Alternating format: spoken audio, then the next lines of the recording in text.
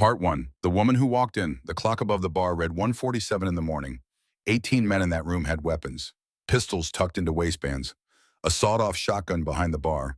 3 hunting knives on the pool table.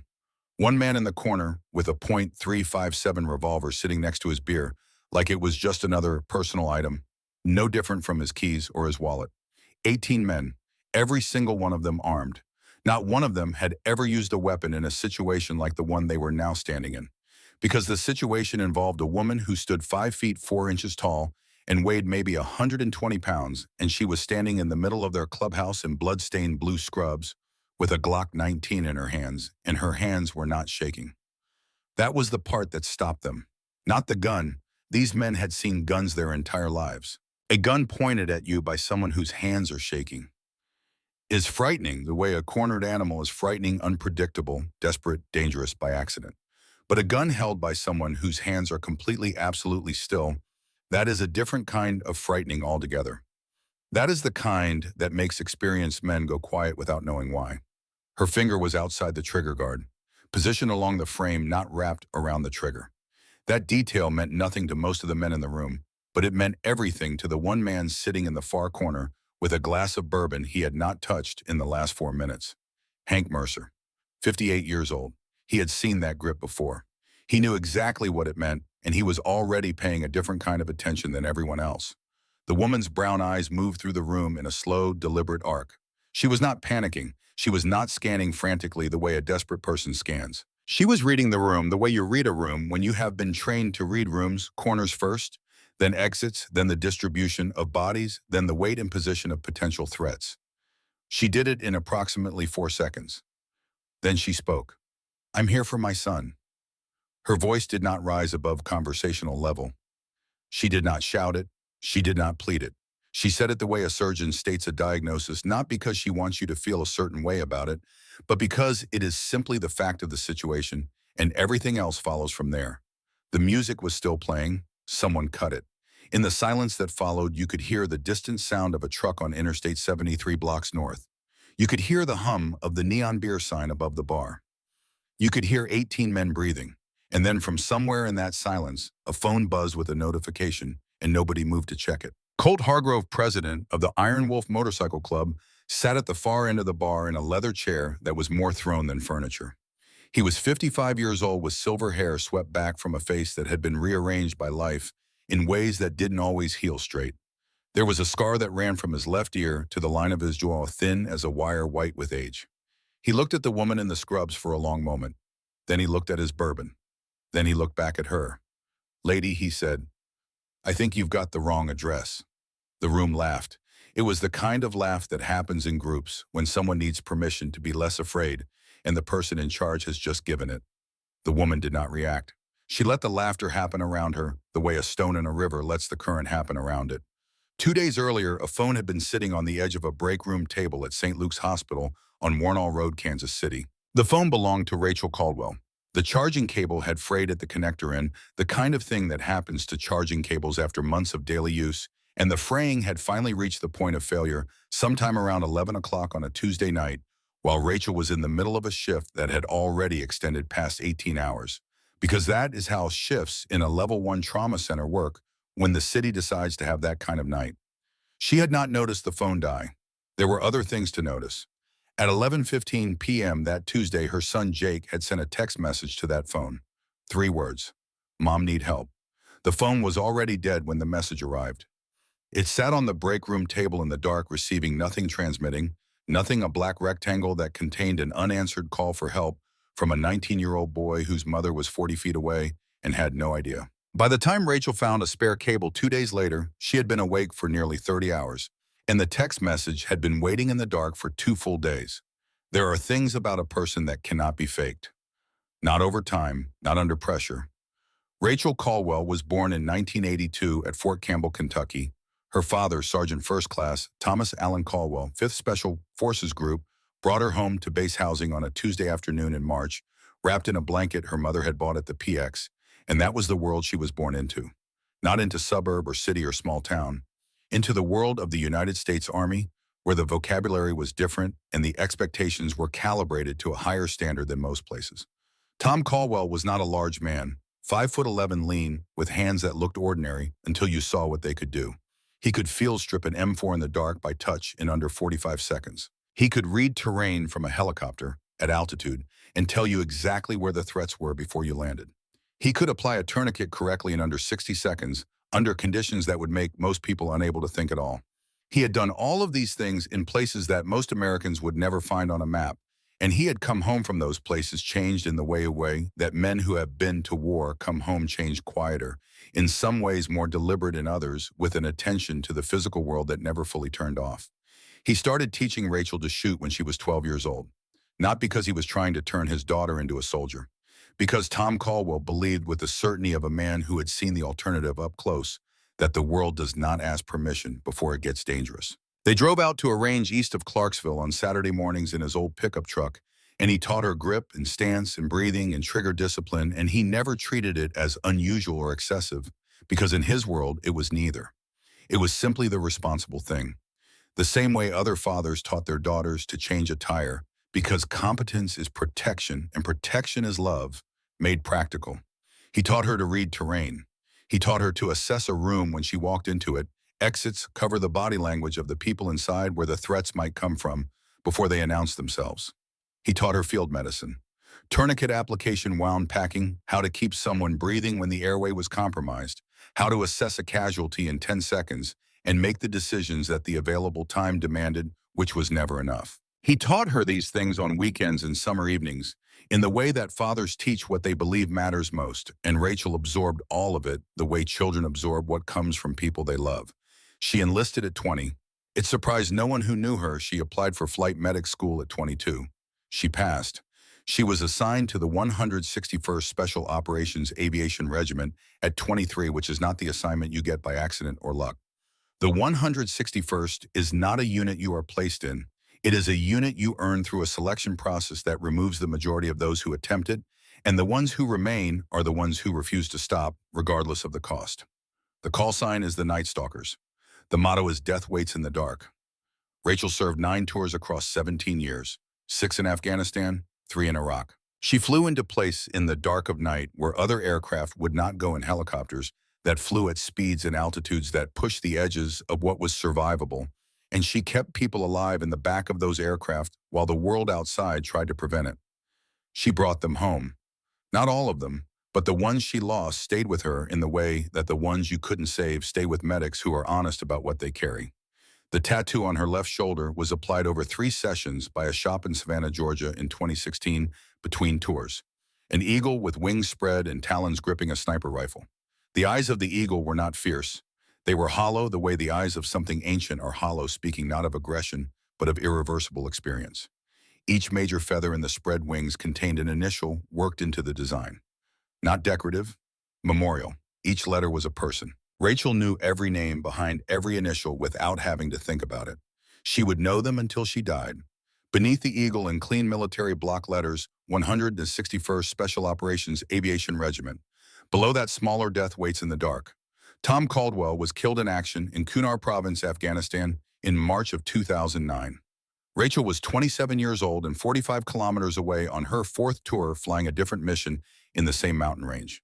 She landed shut down. The aircraft walked into the operations center for the debrief and was told by a man she had known for 6 years that her father had been dead for 4 hours. She did not go home for the funeral. She was deployed. She requested emergency leave and was denied because of operational requirements, which is the way the military sometimes asks people to pay costs that no one should have to pay, and they pay them anyway because they said they would. She went back to work. She kept flying. She kept bringing people home. She left the Army in 2019 at 37 years old, after 17 years and 9 tours with a record that included a Purple Heart, a Bronze Star with Valor Device, an Air Medal with Combat Device, and a Combat Medical Badge, earned in ways classified at levels most people will never hold clearance for. She sat down with her mother, Dorothy Caldwell, 65 years old at the time, in the living room of a house in Wichita, Kansas on a Thursday afternoon in October of 2019, and she said what she had been thinking about for months. No more weapons, no more war. I'll save lives with my hands, not end them. Dorothy did not respond for a long moment. She looked at her daughter at the lines around her eyes that hadn't been there before the first deployment, at the way Rachel sat in a chair with her weight slightly forward and her back never touching the backrest, a habit so ingrained it had become structural, and she nodded once. That was enough. That was the promise. Rachel earned her nursing credentials and went to work in the emergency department at St. Luke's Hospital in Kansas City. She was good at the work in the way that people are good at things not entirely unlike other things they have already done. Triage is triage. The setting changes. The fundamental calculus of who needs what and when and how urgently does not. Rachel had been doing that calculus under conditions that made a busy urban emergency room feel comparatively calm. She adapted. She kept the promise for 5 years. Then the cable broke. The text arrived at 11:15 on a Tuesday night. Mom need help. Jake Caldwell, 19 years old, worked part-time at Hendrick's Garage on Truman Road in Kansas City, a small automotive shop directly across the street from the Iron Wolf Motorcycle Club. He had been there 8 months. He was saving money for community college in the fall. He was the kind of 19-year-old who showed up early, stayed late, and called his mother every Sunday without being asked, because that is who she had raised him to be. Rachel did not see the text for 2 days. When she finally found a working cable in a supply closet on the 3rd floor of St. Luke's and plugged in her phone, she stood in the hallway and watched the screen light up with the backlog of what she had missed. The text from Jake sat at the top. Below it were missed calls from a number she did not recognize, 17 of them, over 2 days, all from the same 816 area code. She called Jake's number, straight to voicemail. She called his apartment. The roommate said he hadn't been home since Tuesday. She called the garage. His supervisor said Jake had been scheduled for a double shift on Wednesday and never showed, never called, never answered his phone. In 8 months, the supervisor said the kid had never missed a single day without calling ahead. Rachel sat down on the floor of the hallway at St. Luke's with her back against the wall and her phone in her hands, and she did the arithmetic of what she knew. Tuesday night, 3 words, then nothing. 2 days. She went to the police. The officer at the desk was not unkind. He explained the process. Jake was an adult. They could file a report. Rachel filed the report. She also knew, with the clarity of a woman who had spent 17 years in situations where official processes move slower than consequences, that filing a report was not the same as finding her son. She went to work herself. It took her 18 hours to reconstruct the last known movements of a 19-year-old boy who had not wanted to be found by whoever had caused him to ask for help and then go silent. She pulled surveillance angles from businesses along Truman Road. She talked to a man who ran a food cart 3 blocks from the garage and worked late on Tuesday nights. She worked backward from the timestamp on Jake's text, 11:15 p.m., following every thread. The trail led to a parking lot on the north side of Truman Road, the parking lot of the Iron Wolf Motorcycle Club. At 1 o'clock in the morning on a Friday, Rachel parked 2 blocks east and walked to that lot. Jake's blue Kawasaki motorcycle license plate, 7XR942, was parked at the far end. She pressed her palm to the engine block. Still warm. She stood in the dark for 11 seconds. Then she went back to her car, opened the lockbox under the passenger seat, and checked the Glock 19 she had kept there for 5 years without removing it. She holstered it. Her hands remembered how. They always would. The Iron Wolf Motorcycle Club occupied a converted warehouse on Truman Road that had been a tire distribution center in a previous life. The windows were blacked out. The sound coming through the walls at 1:30 in the morning was the sound of men who were not planning to go home soon. Rachel stood at the door for exactly 1 breath. She thought about the promise. Then she opened the door and walked in. The room was large and low-ceilinged, lit by neon signs and bare bulbs on industrial conduit. A bar ran the length of the left wall. Pool tables in the back, a leather chair at the far end of the bar where the club president sat like something that had grown into the furniture over years of use. 18 men distributed through the space in postures of relaxation that had now shifted to alertness. Rachel took a position with her back toward the wall weapon at low ready, and she read the room in 4 seconds. Then she said what she had come to say. The laughter from Colt Hargrove's remark faded when it became clear she was not going to react to it. There is something that happens to laughter when the person it is directed at refuses to register it. The laughter does not become more confident. It becomes less. Bull Granger pushed off from the bar. He was 250 pounds, built up over 45 years, with tattoos covering both forearms and the word pain spelled across the knuckles of his right hand, 1 letter per finger. He had been the club's enforcer for 11 years, and he had a consistent model of how confrontations resolved themselves, which was that they resolved in his favor because of the variables he brought to them. He crossed the room with the unhurried confidence of a man who had made this walk many times. "Lady," he said, "time to hand that over and go home." He reached for the weapon. What happened in the next 2 seconds would be discussed in that room for a long time afterward. Rachel's response was not a reaction. It was a sequence trained, practiced, executed at a speed that came not from exceptional athleticism, but from repetition so extensive that the movement had become closer to reflex than decision. She stepped back and to the left at a precise angle. Her right hand rotated the weapon away from his grip. Her left hand controlled his wrist. The leverage applied was minimal, economical and absolutely correct, and Bull Granger found himself stumbling forward off balance, his wrist bent at an angle that sent a clear message up his arm. This gets worse before it gets better if you continue. He stopped. He straightened up. He held his wrist. He looked at the woman in front of him, who had resumed her original position as though nothing had occurred, weapon back at low-ready expression, unchanged. Nobody in the room spoke. In the far corner, Hank Mercer set down his bourbon glass with the slow deliberateness of a man who has decided he is paying full attention to something. He had been in this club for 6 years. He had seen Bull Granger move through 18 different confrontations. He had never seen that outcome. He looked at Rachel in the way you look at something when your brain is telling you that you have seen it before but you can't yet locate where. Bull stepped back toward the bar. He did not say anything. He stood there holding his wrist and looking at Rachel, and the calculation behind his eyes was no longer the arithmetic it had been 60 seconds ago. That was the first time. On the far side of the pool table, a young club member named Tiny reached back to lean against the bar, and his palm came down on a broken beer bottle that no one had cleared away. The glass opened a cut across his palm, and he pulled his hand back and cursed and held it up, looking around. Rachel moved before anyone else had processed what had happened. It was not a conscious decision. It was 17 years of medical training firing on the pattern recognition that forms in people who have assessed casualties in the back of aircraft while bullets came through the airframe. She stepped toward Tiny, her left hand reaching for his wrist to elevate it, her eyes on the wound. "Direct pressure, keep it above heart level," she said, and the authority in her voice was so complete that Tiny obeyed before he had decided to obey.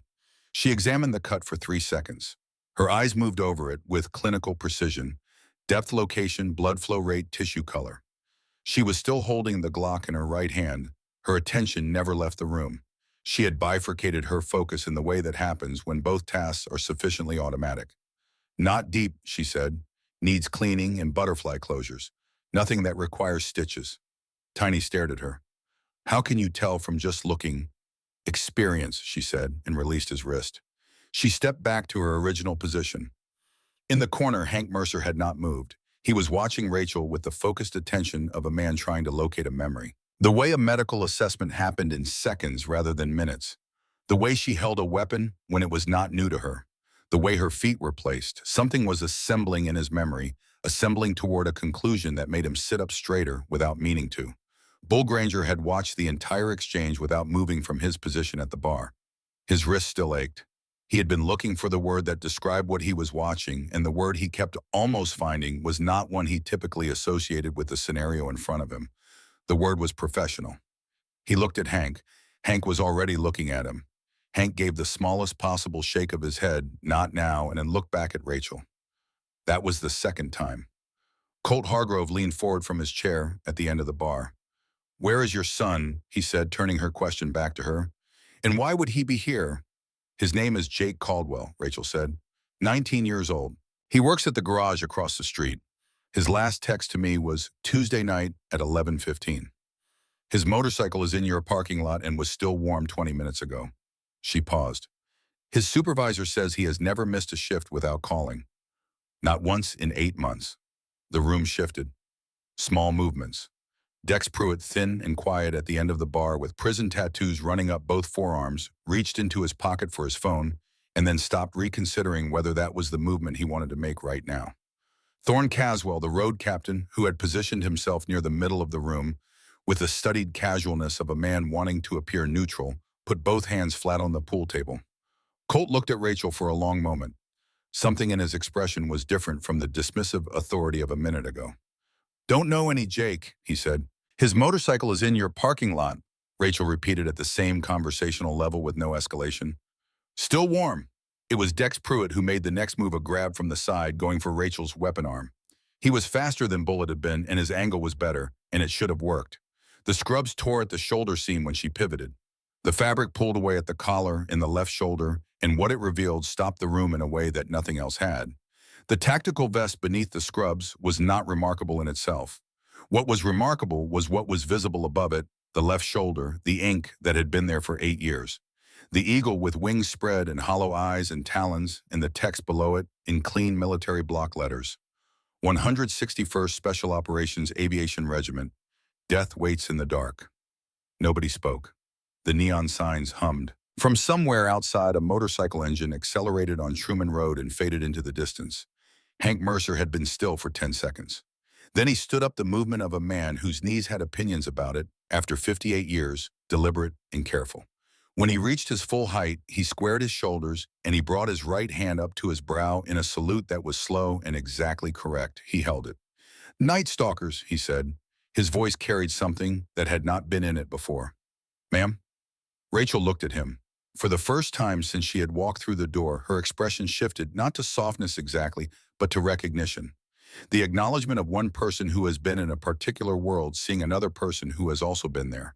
She returned the salute. Bull Granger looked at Hank, then at Rachel, then at the tattoo on her shoulder, then at his own wrist. He reached back and set his weapon on the bar surface carefully without announcement. He did not explain why. Nobody asked him to. That was the third time. Colt Hargrove had not moved. He was watching Rachel with the expression of a man who has just understood that the frame he had been using to interpret the situation was the wrong frame, and he was working to find the correct one. "Who are you?" he said. Rachel reached into her scrubs pocket with her free hand, moving slowly, giving everyone time to see she was going for only one thing. She pulled out a military ID holder and opened it and held it up so the bar lights caught the text. Specialist Rachel Caldwell, Flight Medic, 161st Special Operations Aviation Regiment. "My name is Rachel Caldwell," she said. "I've been a nurse for 5 years. Before that, I flew into places in the dark and brought people out alive." She lowered the ID. "Right now, I am a mother who wants to know where her son is. That's all I am. And I am not leaving until someone in this room tells me."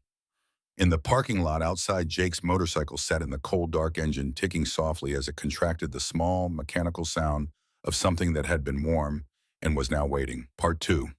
The weight of what was kept. The first one to see the van was Vec Kowalski.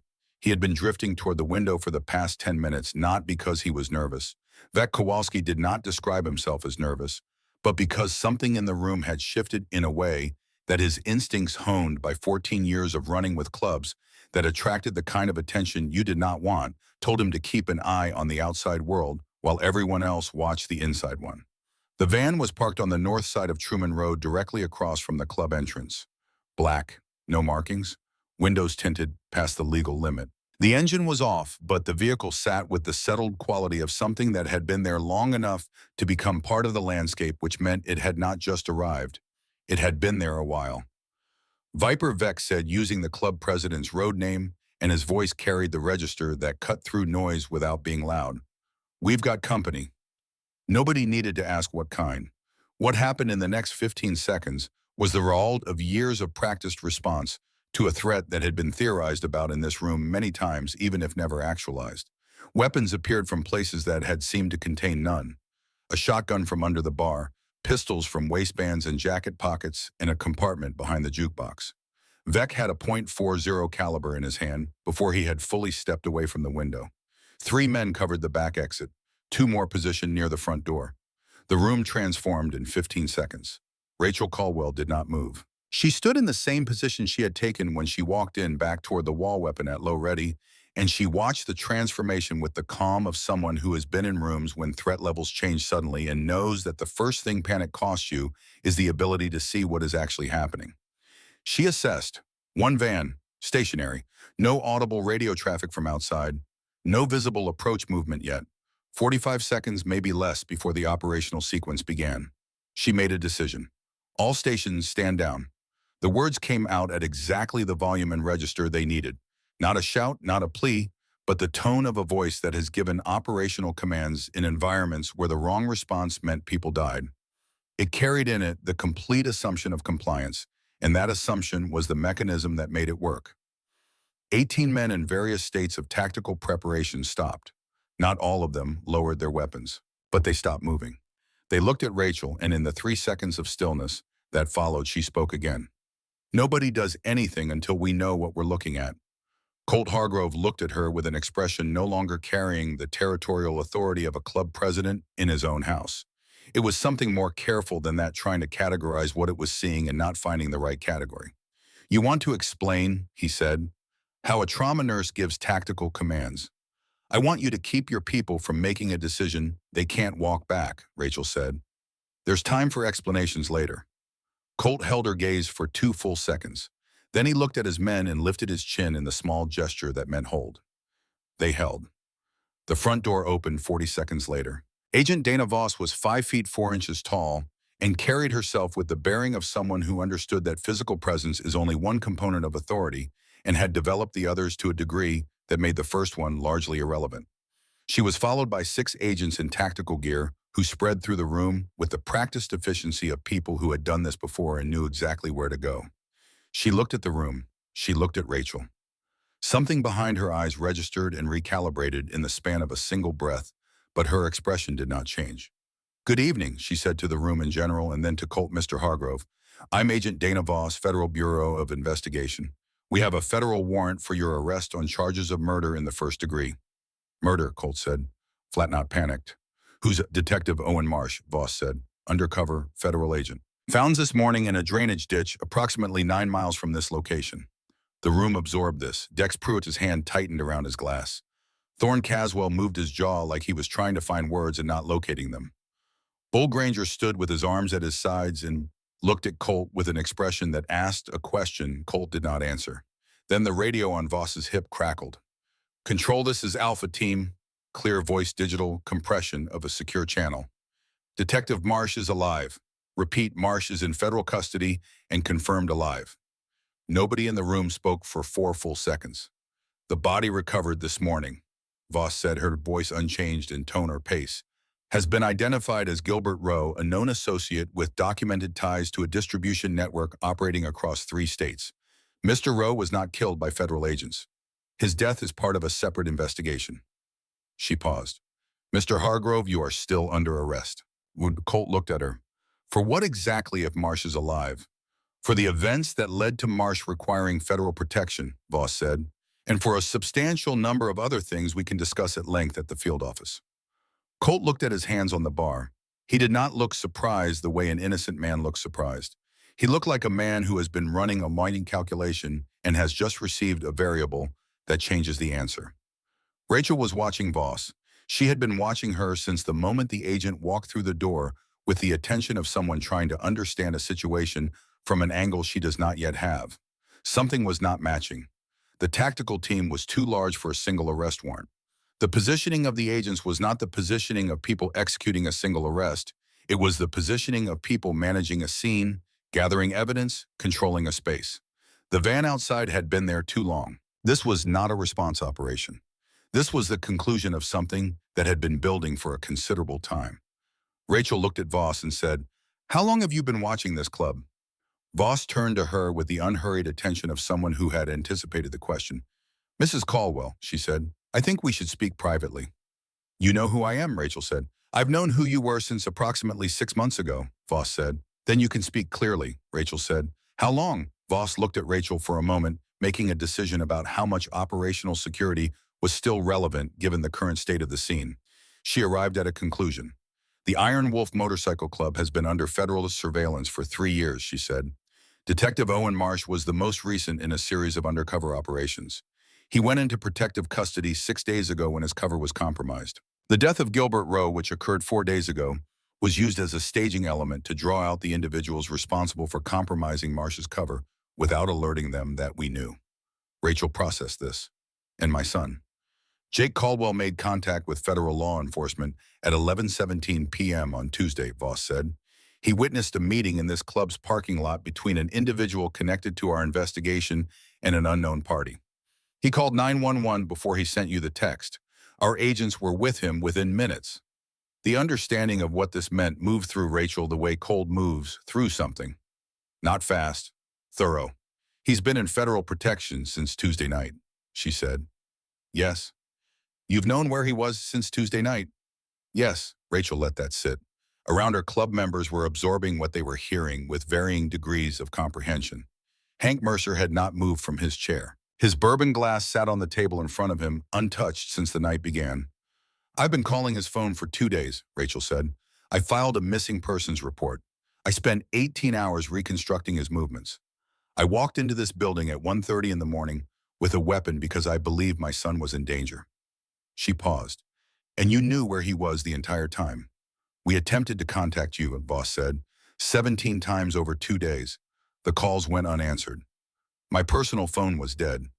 We were aware of that by the second day," Voss said. "We also attempted to reach you through the hospital. Our agents visited your apartment on 2 occasions. You were not there." Rachel did not respond. She was doing the arithmetic of 2 days of her own fear and exhaustion and determination against the fact that somewhere in a location she did not know Jake had been safe and watched and waiting for her to pick up a phone she could not charge. Voss let the silence run. "Then, Mrs. Caldwell, there is something else you should know. Tell me. 6 months ago, you were approached by a federal consultant coordinator and asked to provide medical expertise to an ongoing investigation into patterns of trauma injuries connected to organized criminal activity in the Kansas City metropolitan area. You provided that expertise on a consulting basis? You reviewed case files? You contributed analysis? You were not told the full scope of the investigation." "I was told it was a general organized crime inquiry," Rachel said. "It was this inquiry," Voss said. "Specifically this." Rachel looked at her. "When Jake sent you that text," Voss said, "and you reached me, you called my personal number, the number I had given you as your consulting contact. You told me you believed your son was in danger and connected to the Iron Wolf Club, and you volunteered to make direct contact with the club while we moved into position." "I volunteered to help," Rachel said. "I didn't volunteer to be used as a distraction." "You volunteered to enter the building," Voss said. "We accepted that offer because your entry served the operational timeline." That the operational language applied to the decision that had brought Rachel through that door landed in the room like something dropped from a height. "You knew Jake was safe," Rachel said. "When I called you, you already knew." Voss did not answer immediately. "If I had told you Jake was in federal protection," she said, "would you have walked through that door?" The answer was obvious to everyone in the room.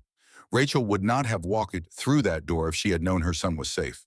And Voss had needed someone to walk through that door, and Rachel was the only person whose entry would produce the effect the operation required, and so Voss had not told her. Rachel lowered her weapon, not because she was standing down, because the weapon was no longer relevant to what was happening. She looked at her left shoulder, at the torn fabric, at the eagle on her skin, with its hollow eyes and its talons, and the names of the dead worked into its feathers. She looked at it and then looked away. 5 years. The promise had held for 5 years. She had walked away from the thing she was, from the skills her father had built in her over 12 years of Saturday mornings east of Clarksville, from all of it, because she had made a commitment to a woman in a living room in Wichita who had already given too much to the version of Rachel that carried weapons and made hard decisions in the dark. Dorothy Caldwell was 71 years old and asleep in that house in Wichita right now, and she did not know that her daughter had walked into a room full of armed men tonight.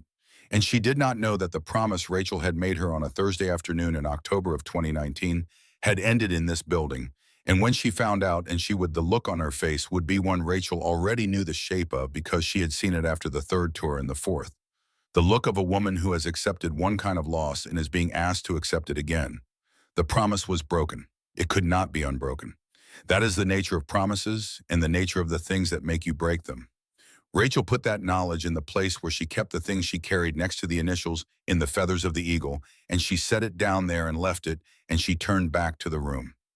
Colt Hargrove had not spoken since Voss's last statement. He was sitting with his hands flat on the bar surface, looking at a point in the middle distance, the way a man looks when he is having a conversation with himself that he has been postponing for a long time. "The cartel," he said. The word came out without preamble, directed at no one in particular. Voss looked at him. "What would it change," Colt said, "if I told you everything I know about the cartel's operations in this region? Not just what involves this club, the supply chain, the financial routing, the names of people at the distribution level that you have never been able to touch." Voss studied him with the careful attention of a federal agent assessing the difference between a man trying to make a deal to save himself and a man trying to do something else entirely. "It would depend," she said, "on the quality and completeness of the information."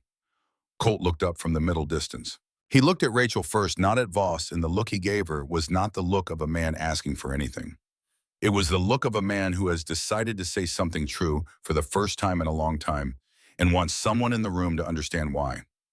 My son's name was Ryan, he said. He was 21 years old. He worked at a garage 2 miles east of here. Summer of 2020, a man came to that garage and offered Ryan a job delivering packages. Ryan said no. He said no 3 times over 2 weeks. Colt's jaw moved once, a small, involuntary movement. The fourth time they didn't offer.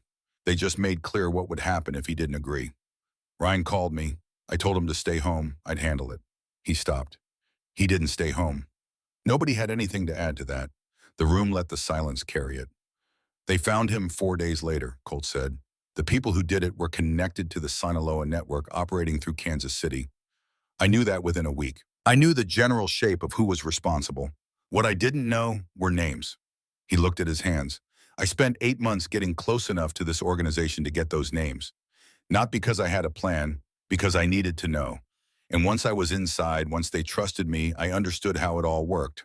The full structure, the financial channels, the couriers, the distribution points, all of it. He paused.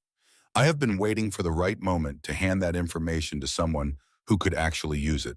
He looked at Voss. Tonight appears to be that moment, he said. What Colt Hargrove offered in the next 8 minutes in a low, steady voice, with the calm of someone who has been holding something very heavy for a long time and has finally found a place to set it down, was not a desperate man bargaining for reduced charges. It was operational intelligence. Detailed, structured, internally consistent. Supply routes. Financial instruments used for laundering. Contact names at 3 levels of the hierarchy. Locations of storage facilities across 2 states. He knew all of it. He had spent 4 years learning all of it. Voss had 2 agents taking notes. She did not interrupt. When Colt finished, she looked at him for a long moment. We'll need to verify, she said. Verify whatever you need, Colt said. Rachel listened to every word. She thought about what it cost a man to spend 4 years inside the thing that killed his son, staying inside it, learning it, waiting. She thought about her father and what he would have said about that kind of patience, that kind of mission, sustained in the dark, without acknowledgement or support. She thought that Tom Caldwell would have understood it completely. Thorne Caswell had been quiet through all of this. He was still standing near the pool table, both hands flat on the felt, and he had not moved significantly since the agents had entered. He was watching the conversation between Colt and Voss with attention that was a degree too careful, the way a man watches a situation when he is calculating what it means specifically for him and is working not to appear to be calculating. Rachel noticed this. She had been noticing it for 4 minutes in the background of everything else she was tracking. Thorne's body language had shifted in a way distinct from everyone else's. The other men in the room, even those clearly processing bad news about their own futures, were oriented toward the center, toward Colt and Voss. Thorne was oriented toward the sidewall, toward the door into the sidewall, not looking at it, looking deliberately away from it with the concentration of someone working hard not to look at the thing they are actually thinking about. Rachel began moving at an angle that appeared casual. She drifted 2 steps to her left, then 3 forward with the unhurried movement of someone repositioning to hear the conversation better. She was not repositioning to hear the conversation better. She was putting herself between Thorne and the side door. She got there at the same moment Thorne made his move. He did not run. Running would have been obvious. He walked quickly and with purpose toward the side door, his right hand reaching into the inner lining of his jacket. Not for a weapon, for something smaller, flatter. Rachel stepped directly in front of him. Thorne, she said. He stopped. Hands where I can see them. His hand came out of the jacket slowly, and what was in it was not a weapon. It was a device approximately the size of a deck of cards. Matte black housing. A single LED indicator on the front face, currently dark, with the port configuration of something designed to transmit. A burner transmitter, encrypted. The kind of device that could push a compressed data packet to a remote receiver in under 2 seconds, fast enough that if Rachel had been 3 steps further away when Thorne reached the door, it would have already sent before anyone could have stopped it. Agent Voss was beside Rachel in 4 seconds. She took the device from Thorne's unresisting hand with the care of someone handling evidence. She turned it over once, looked at the port configuration, and looked at Thorne. Mr. Caswell, she said, this is a very interesting piece of equipment for a road captain to be carrying. Thorne said nothing. He was looking at the device in Voss's hand with the expression of a man watching the last possible exit close. One of the tactical agents opened Thorne's jacket and removed two additional items from the inner pockets, a prepaid phone with no identifying markings and a folded piece of paper that when Voss unfolded it contained a list of dates, times, and three-letter codes that were clearly a log of transmissions. Voss looked at the list. Then she looked at Thorne with an expression that had moved past professional authority into something quieter and colder. 18 months, she said. It was not a question. Thorne still did not speak. We have been trying to identify the source of the leaks in this investigation for 8 months, Voss said. 2 undercover assets with compromised covers. Intelligence passed to the cartel network about the timing of federal operations. We tracked it to a source inside this club, and we could not get past that. She folded the paper and handed it to the agent beside her. It was you. She said what came next to the whole room. Thorne Caswell has been operating as an information broker for the past 18 months, selling intelligence about this club to our investigation, selling information about our investigation to the cartel network. He sold the identity and schedule of Detective Owen Marcia to the individuals who compromised Marcia's cover. She paused. He also sold the cartel the identity of a 21-year-old man in the summer of 2020 who had witnessed something he shouldn't have witnessed and whose name and address were passed along in exchange for a documented fee. The room took that information in. Then it looked at Colt. Colt Hargrove was looking at Thorne Caswell. He had not moved from the bar stool. His hands were still flat on the bar surface. His face had not done the thing that faces do when they receive news that produces an immediate emotional response. No jaw clenching, no color change, no rapid movement of any kind. He was perfectly, completely still. That stillness was the most frightening thing that had happened in the room all night.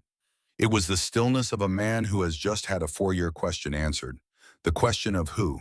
The question that had kept him inside something that killed his son, sustained by the belief that if he stayed long enough and learned enough, he would eventually find out. He had been looking outward toward the cartel, toward the distribution network, toward the men at the top who had given the order. He had been looking out there for 4 years. The answer had been 5 feet away from him, at every meeting, every run, every night in this room. Colt looked at Thorne with eyes that had gone very quiet. Not rage. Rage would have been simpler, and the room would have understood it, and it would have passed. What Colt looked at Thorne with was recognition. The irreversible recognition of a man who has finally seen the face of the thing that cost him everything. Thorne Caswell looked back at Colt. And for the first time since Rachel had walked through the door, Thorne Caswell looked afraid. Not of the federal agents, not of the charges, of the man at the end of the bar who was not moving and not speaking and looking at him with that particular silence. Hank Mercer from his chair in the corner watched Colt. He had seen that stillness before. In men who had just found out something that cost them in ways that could not be measured in ordinary terms. He reached for his bourbon glass and set it back down without drinking. There was nothing to say. The information had arrived, and it was irrevocable, and everyone in the room was going to carry it forward from here into whatever came next.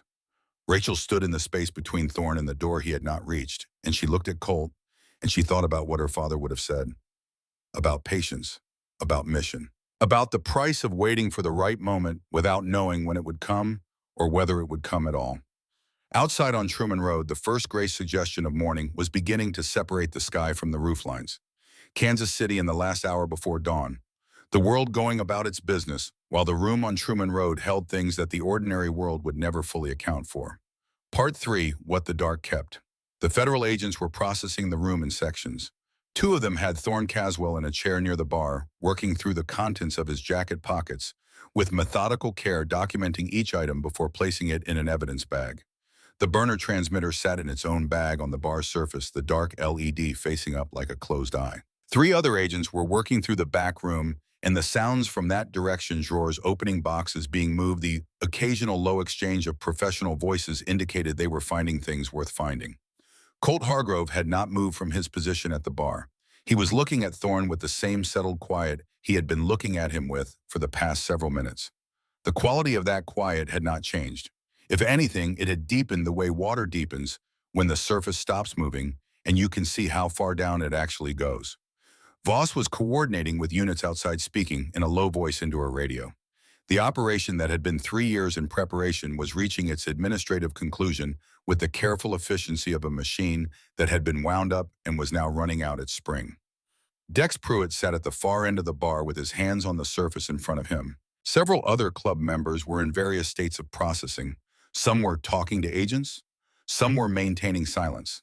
A few had the specific expression of men calculating what the next several years of their lives are going to look like. Bull Granger had not been spoken to by any of the agents yet.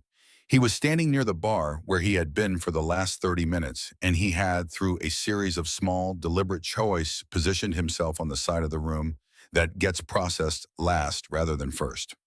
Rachel understood why Voss was allowing it. Bull had, through the course of the evening, moved himself from the category of active threat to the category of cooperative witness without ever saying a word to that effect. Some men communicate that transition loudly. Bull had communicated it by placing a weapon on a bar surface and staying where he was put.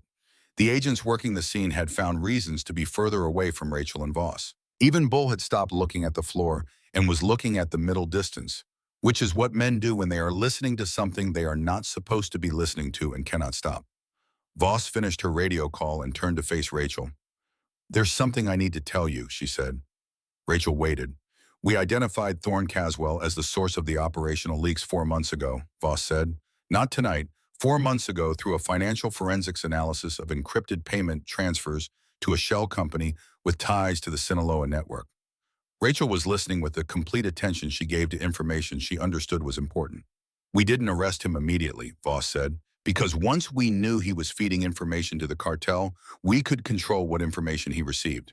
We could use his transmissions to trace the receiving end to map the communication infrastructure of the network we were trying to dismantle. Every transmission gave us a location. Every location gave us a connection. Over 4 months, we built a map that we could not have built any other way." "You used him," Rachel said. "We used the situation," Voss said. "Yes. And tonight you used me." Voss looked at her directly, the look of a person who has decided to be honest about something difficult and is not going to perform discomfort about it in order to make the honesty more palatable. "Tonight was the operation's final phase," she said. "We needed Thorne in this room active with a reason to reach for the transmitter. We needed the club present and contained. We needed a reason for the room to be on edge enough that Thorne would feel the situation slipping and make his move. A calm room doesn't produce that." "I was the crisis," Rachel said. "You volunteered to make contact," Voss said. "I accepted knowing it served the operation. I did not tell you Jake was safe because if you knew he was safe, you had no reason to come in here. And if you didn't come in here, the operational sequence did not produce the result we needed. You had everything you needed to finish this without me," Rachel said. "You had Thorne mapped for 4 months, Jake in protection for 2 days, an entire tactical team staged outside. We had everything we needed to execute the warrant," Voss said. "We did not have the conditions that would cause Thorne to attempt the transmission tonight rather than destroy the device and deny everything later. Your presence created those conditions." "My presence," Rachel said, "was a woman who believed her son was in danger." "Yes," Voss said. She did not qualify it. She let it stand in the plain air between them. Rachel looked at her for a long moment. "You're good at this," she said finally. It was not a compliment. It was the acknowledgement of a technical proficiency she could recognize and still find objectionable. "I am," Voss said. "So were you." The radio on Voss's hip crackled. She pressed the earpiece and listened for 15 seconds. Then she looked at Rachel. "Transport is requesting Bravo 7, she said. "That's you," Voss said. "Your son is asking to speak with you." The radio was heavier than Rachel remembered these things being, or maybe she had simply been holding other things all night, and the weight felt different by comparison. She switched to channel 3 and pressed the transmit key. "Bravo 7, she said. There was a pause of approximately 2 seconds. Then a voice came through the speaker that Rachel had not heard in 2 days, and the voice said, "Mom." 1 word, 1 syllable. The sound of a voice she had known for 19 years, from its first sounds in a hospital in this same city in 2005 to the way it had changed through adolescence to what it was now, and carrying in this moment, an overlay of relief so complete it had changed the timbre of the vowel. "I'm here, baby," Rachel said. "Are you hurt?" "I'm fine, Mom. They told me you went to the club. I've been trying to reach you." "I'm fine," she said. "You went in there alone." "I'm fine," she said again. "Are you safe right now where you are?" "I'm safe. I've been safe." He paused. "Mom, I need to tell you something. About Tuesday night." "I'm listening." "I called 911 before I texted you." Rachel stood completely still. "I saw the meeting in the parking lot," Jake said. Two men, and the way they were talking, the way one of them kept looking around, I knew something was wrong. I called 911. The operator told me to stay inside and stay on the line. I stayed on the phone with her, and then I texted you because I wanted you to know in case something happened before they got there. He stopped for a moment. The agents arrived at 11:17, 2 minutes after I called. They were already nearby. Rachel understood what he was saying. She was doing the arithmetic, and the arithmetic was producing a result she was not entirely prepared for. Jake, she said, I've been in federal protection since Tuesday night, he said. Since 11:20. I'm safe, Mom. I've been safe the whole time. They tried to reach you. Agent Rodriguez said they called 17 times. They went to your apartment. They called the hospital. A pause. I kept asking them why you weren't answering. They kept telling me they were working on it. Rachel looked at the dead phone, her personal phone. The one in her scrubs pocket that she had charged to 11% 2 days ago and had been carrying since, with his backlog of 17 missed calls from an 816 area code she had not recognized as federal because she had not known there was a federal number trying to reach her. The cable had frayed at the connector. She had noticed it fraying for a week, had meant to replace it, had not replaced it because there was always something else that needed doing. Then one Tuesday night, while she was working a shift that had extended past all reasonable limits, the fraying reached the point of failure. The phone died. A text arrived in the dark to a dead screen, and for 2 days, two people who needed to reach each other had been separated by the failure of a piece of equipment that cost $8 at any pharmacy in Kansas City. The 2 days of fear, the 18-hour investigation, the parking lot at 1 in the morning with her palm on the engine block of Jake's motorcycle. The door she opened and walked through, the weapon retention, the tactical vest, the eagle on her shoulder. The promise she had carried for 5 years and broken tonight. The way Thorne reached for the transmitter. 4 months of mapped communications. A 3-year investigation reaching its conclusion in the early morning hours of a Friday in a converted warehouse on Truman Road. All of it. One frayed cable. Something happened in Rachel's chest. Not exactly a laugh. Not exactly anything that had a name. Perhaps the physiological response of a person who has just understood the complete and absolute irony of causation, how small the things are that move the large things. How a frayed cable becomes 2 days of terror, becomes a federal operations tipping point, becomes a man in a chair with an evidence bag beside him. It came out as a sound, short, quiet, not humor, but adjacent to it in the way that some emotions border others when they share a wall. Bull Granger, 2 feet away, heard it. He looked at Rachel. He looked at the radio in her hand. He arrived after a moment at an approximate understanding of what he was seeing. A woman who had just learned that the thing she had been afraid of for 2 days had not been real in the way she had understood it to be real, and the relief of that was colliding with the cost of the past 2 days in a way that produced something neither grief nor joy, but containing elements of both. He sat down on the nearest bar stool, not because he was tired, because the situation seemed to call for it. He did not say anything. He had said very little since the first 10 minutes of the night, and what he had communicated since then had been communicated through the placement of his weapon on the bar and the subsequent choices about where to stand and what to look at, and that had been sufficient. Some things do not require words. This was one of them. Rachel pressed the transmit key again. Jake. Yeah, Mom. You did the right thing, she said. Calling 911, staying on the line, all of it. I need you to know that. Are you okay, he said. I will be, she said. I'll see you in a little while. I love you, Mom. I love you, she said. More than you know. She gave the radio back to Voss. Colt Hargrove was still at the bar when the agents came to him with the paperwork. He did not resist. He placed his hands on the surface and waited while they processed him with the efficiency of people who had been planning this moment for a long time. Before they moved him toward the door, he looked across the room at Rachel. He did not nod. He did not speak. He looked at her with the eyes of a man who has found what he was looking for and understands that finding it does not fix anything. It only closes it. There is a difference, and it matters, and it takes years to understand why. Then he went with the agents, and the door opened, and the early morning air came briefly into the room, and the door closed again. Rachel watched him go.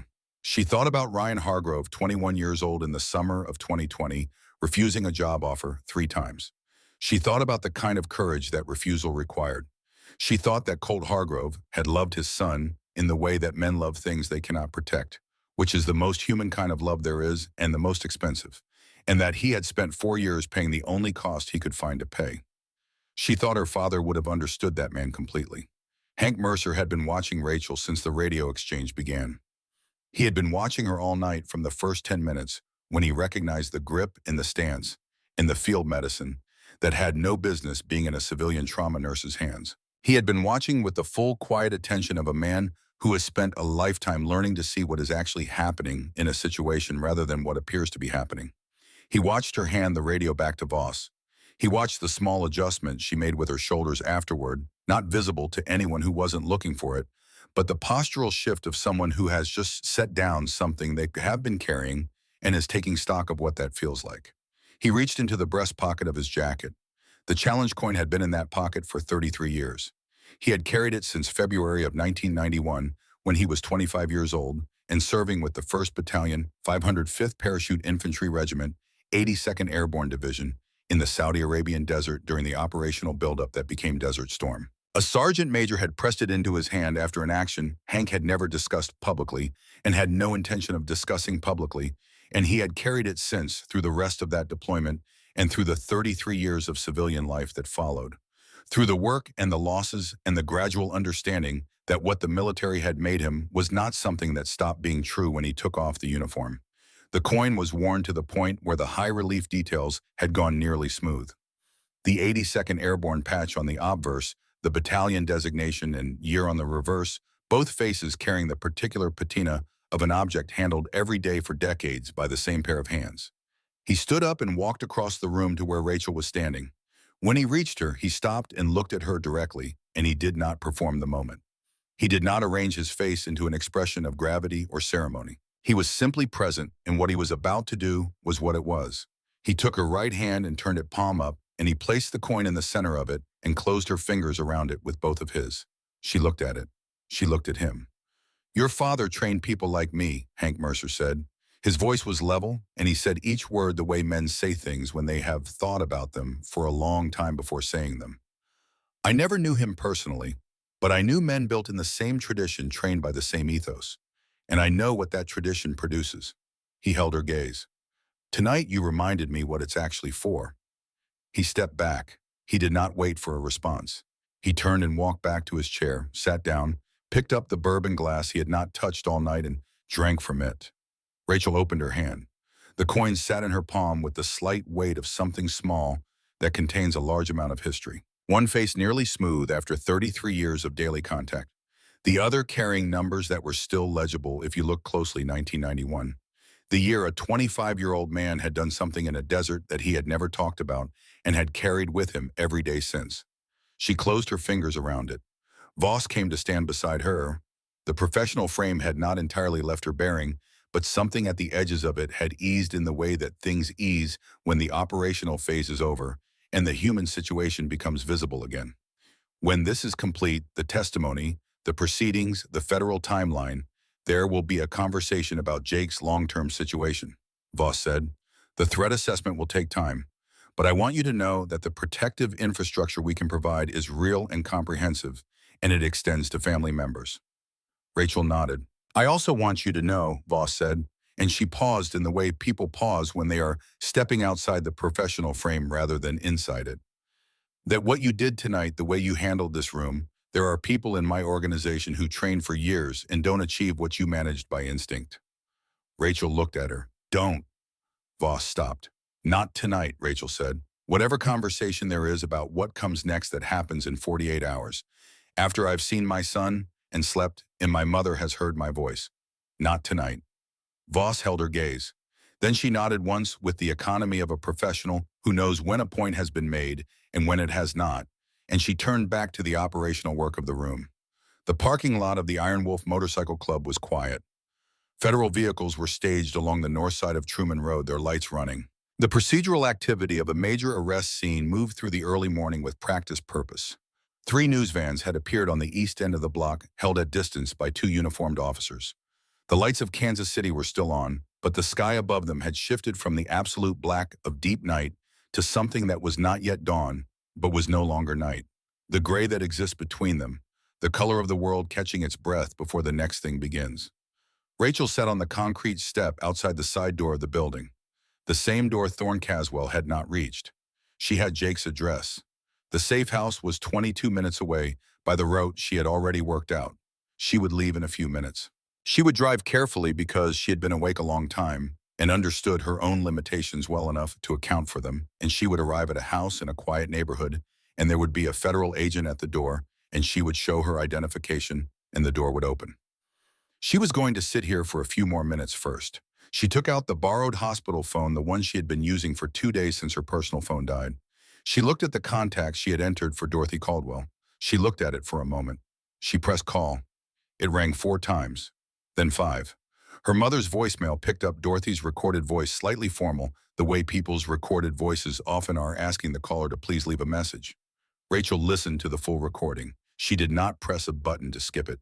When the tone came, she said, "Mom, it's me. I know it's early, and I know you're asleep. I'm sorry to leave this as a message." She stopped, started again. "I need to tell you something. I broke the promise tonight. I had a weapon, and I used the training, and I'm all right. I want you to know that first. I'm all right, and Jake is safe, and he has been safe since Tuesday. I'll explain all of it in the morning." She paused, and in the pause she was in a living room in Wichita in October of 2019, looking at a woman who had already given more than anyone should have been asked to give, making a commitment that had felt like the truest thing she had ever said. "I think Dad would have understood why," she said. "And somewhere I think you do too. I'll call you in the morning. I love you." She ended the call. She sat with the phone in one hand and Hank's coin in the other, and she looked at Truman Road, the federal vehicles, and the news vans, and the fading dark above the Kansas City rooflines, and she breathed. 4 counts in, hold for 7, 8 counts out. The breathing pattern from flight school, the one designed for high-stress environments, the one that tells your body the acute phase is over and it is permitted to begin returning toward itself. It takes the body longer than the mind to accept that the crisis has passed. The mind updates on new information.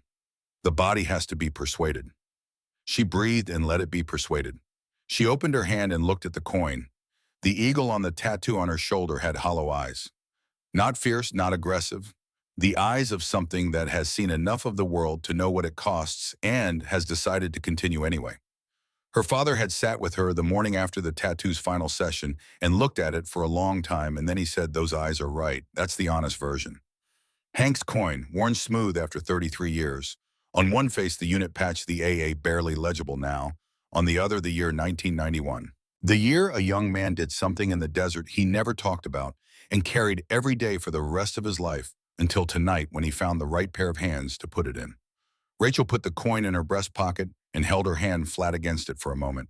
Then she stood up.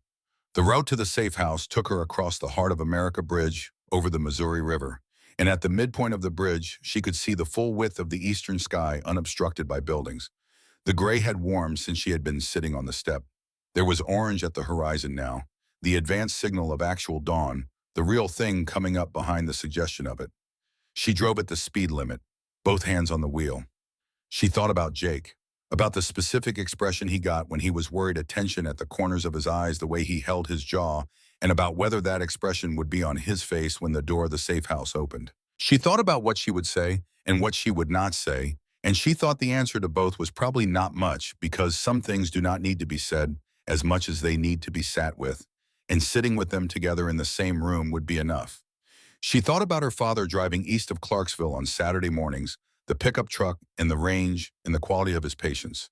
The way he taught things, not by lecturing, but by doing, by creating conditions in which learning was the natural outcome of paying attention.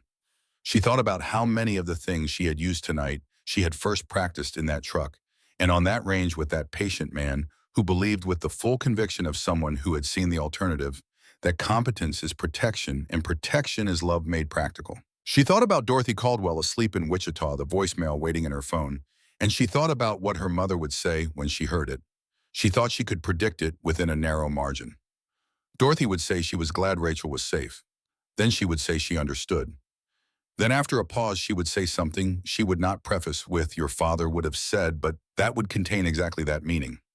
The safe house was a ranch-style house on a quiet street in the Waldo neighborhood, indistinguishable from its neighbors, except for the unmarked sedan parked in front and the particular quality of attention being paid by the man sitting in it. Rachel parked behind the sedan and got out and showed the hospital ID.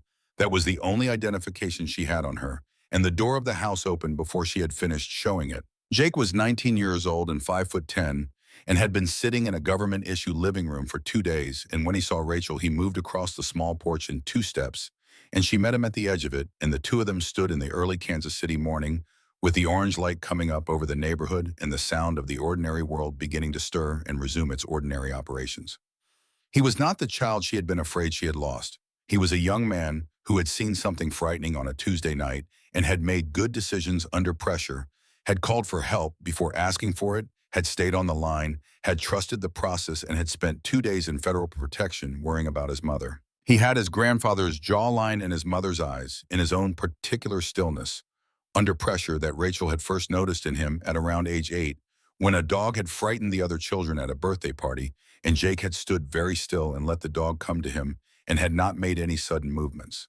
She held him for a long time, long enough to feel his breathing and confirm with her own hands that he was real and present and unharmed. Then she stepped back and looked at him. "You called 911 first," she said. "Yeah," he said, "before you texted me. Yeah, I didn't want to worry you if it turned out to be nothing." She looked at him for a moment, at the face of a 19-year-old who had done the right thing in a frightening situation and had no complete understanding yet of what that decision had set in motion, the chain of events it had triggered the operation. It had helped conclude the things it had cost and the things it had saved. She thought about what to say, and she settled on what was true. "I'm proud of you," she said. He looked at her torn scrubs, at the tactical vest visible where the fabric had pulled away, at the holster, at the tattoo on her shoulder that he had known about his whole life but had never seen in quite this context, not explained, not framed, simply present and visible in the early morning light. "Are you okay?" he said. She thought about the question, about everything it contained and everything it left room for, about the honest answer to all of it. "I will be," she said. "Let's go inside." Behind her, Kansas City was coming into full dawn, the light resolving from orange into the clear, pale gold of an early morning, the sky above the rooflines opening wide, the Missouri River catching the first of it somewhere to the north and throwing it back. The ordinary world going about its ordinary business with no particular acknowledgement of what had happened on Truman Road in the hours before it. That is the nature of cities and the nature of mornings. They do not pause for the things that happen inside buildings at 1:47 in the morning. They simply continue, and the people who were inside those buildings step out into the continuation and find their way back into it as best they can. She went inside. The door closed. In her breast pocket, the coin was there. The morning opened up over Kansas City the way mornings do, without ceremony, without announcement, simply arriving because that is what mornings do. Indifferent to what the night has cost. Concerned only with what comes next.